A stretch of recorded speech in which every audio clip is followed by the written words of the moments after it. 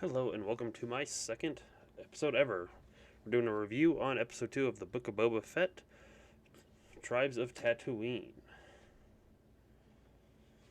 Um, to be honest, I really didn't care for this episode at all.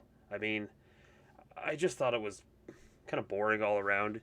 You start out the episode, Boba Fett doing the whole mob boss guy, going to the mayor, bringing him the guy who sold him out, quote unquote. Turns out that guy wasn't even working for the mayor. Mayor just gives him money.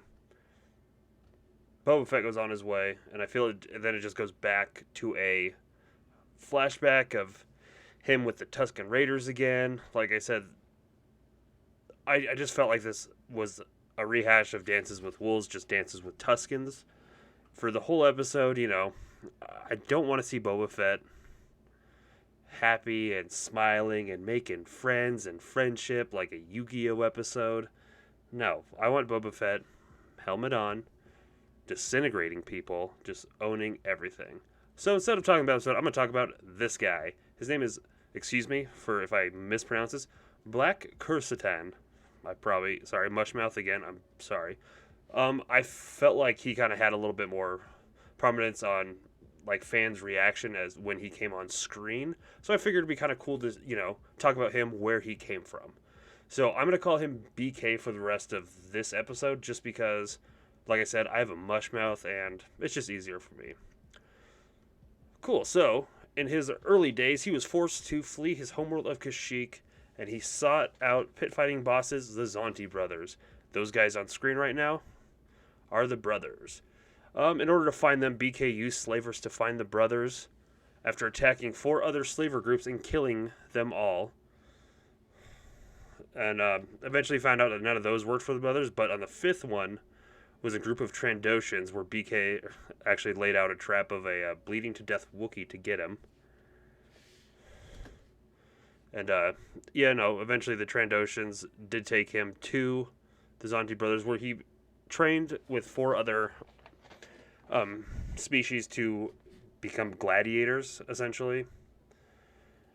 And, after doing all the training, yeah, of course, BK being a giant Wookiee, super strong, just a knack for fighting, he won out and, he got a fight in the gladiatorial ring.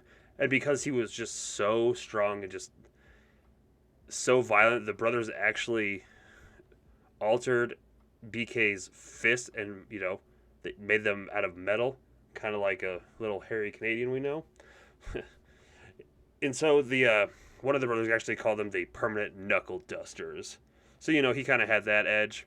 Did really good in the pits. Became like one of the grand champions essentially. And after that, he started being a bounty hunter. He got hired for Jabba the Hutt. Seems pretty standard almost in this universe. Everything is always back to Tatooine. It's kind of a bummer considering Star Wars has just so many other planets. Like, I'd love to see it, especially in this show going forward. Let's get off the desert planet. I get that Boba Fett, quote unquote, died on Tatooine, and maybe this is a whole rebirth for him, so they want to have him be reborn on Tatooine. Which, whatever. Just let's see the universe. I want to see the universe. There's so much this universe has to offer us, and I feel like we're stuck on this dry planet. Anyway. Where was I? Okay, so after he was hired by Jabba the Hutt, Jabba the Hutt put him out to go find someone who was essentially breaking a water tax Jabba had on the planet, which happened to be Owen Lars. Should know that name. And once he goes there, him and Owen kind of fight off. Him and Owen kind of get in a little fight. And as they're fighting, Ben Kenobi actually shows up. It's almost like he's stalking him. And Obi-Wan Kenobi gets in a fight with this Wookiee and actually gives him the scar he has over his eye with his lightsaber. Just nice little scar right there. But because of that, he failed that mission, and he kind of ran away from Tatooine for a little bit. And, eventually he came back because, Jabba likes the big strong guy, so he would come back a little bit later and be hired by Darth Vader through, going.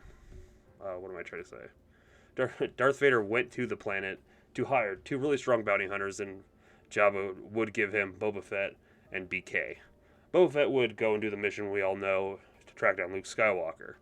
BK was actually given the mission to track down this operative that was working for the Emperor, but Vader didn't know exactly what he was doing, and he wanted to know, so he sent BK out to kind of like find where his base was, what his intentions were.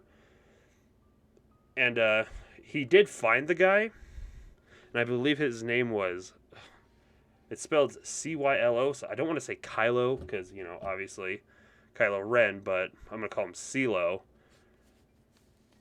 And he did eventually find him, couldn't really find anything on what he was doing, why he was working for the Empire, so he just ended up taking him back to Vader's ship, and Vader killed him. And that's kind of the end of that one.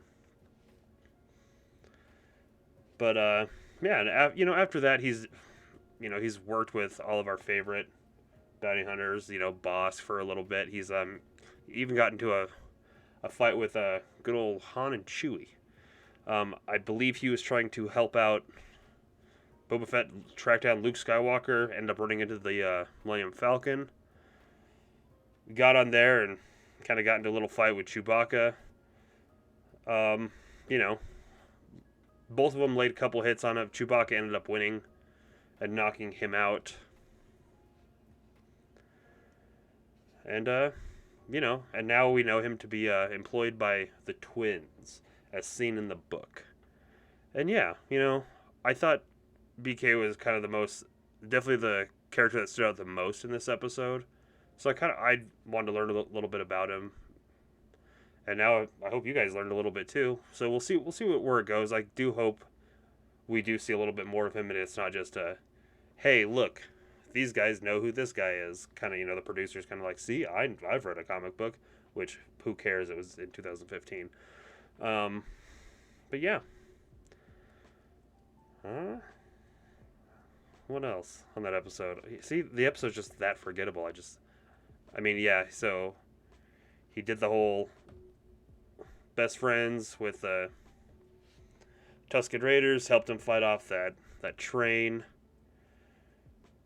Then he went and made his gaffy stick, and I don't know. It's just boring. That episode was boring. Hopefully the next one will be a little bit better. Yeah, I can't really say too much else on it. Hope you guys enjoyed this little dive into BK's background. Maybe I'll do this a little bit more. See like certain characters that they put into each episode and just picking one and kind of like doing a little dive on them just to see what they're about. See if we, we'll all learn something a little bit.